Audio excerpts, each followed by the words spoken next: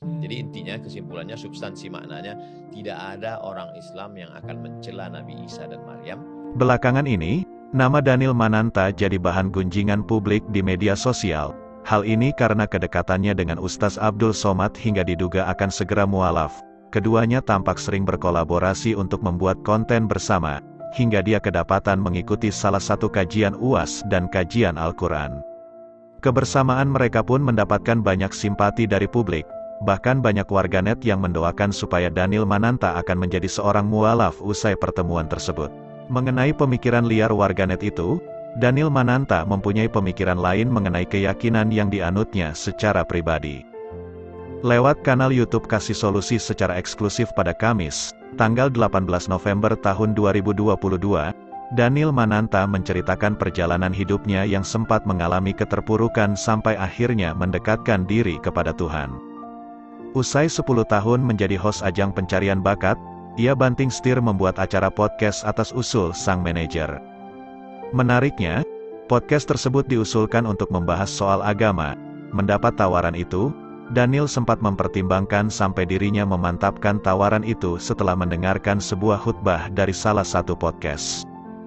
Gua mempertimbangkan, waktu lari gue denger podcast khutbah. Akhirnya di situ gua ngerasa kena damai denger khutbah Nabi Ibrahim dan Siti Hajar, kata dia. Mengenai kedekatannya dengan Ustaz Abdul Somad belakangan ini, Daniel Mananta juga menjelaskan awal mula dirinya bertemu dengan pendakwah kondang tersebut. Prosesnya menarik banget. Ketika gue melihat Ustaz Abdul Somad ditolak masuk ke Singapura, hati gue sedih dan gue pengen ngobrol dengan dia. Di hati gue ada gerakan untuk reach out ke Ustaz Abdul Somad. Gue nurut, tambahnya. Ada proses panjang yang dia lewati sebelum bertemu dengan UAS. Ketika saatnya bertemu UAS dan video tersebar, Daniel mengaku banyak mendapatkan impact podcast bersama UAS.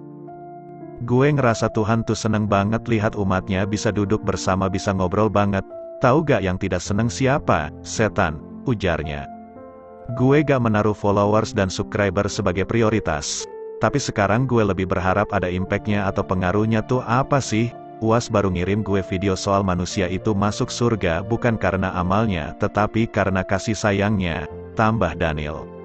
Walau tak secara gamblang mengatakan, dia mengaku merasa nyaman dan damai mendapatkan tawaran dari UAS untuk menyusulnya ke Pekanbaru dan mengikuti kajiannya.